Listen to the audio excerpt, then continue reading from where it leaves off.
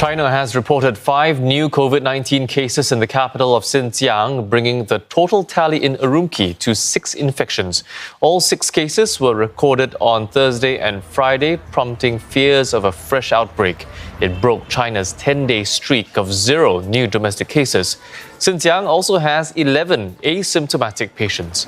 Authorities have imposed movement restrictions across Urumqi, cancelling more than 600 flights today and halting public transport like subway services.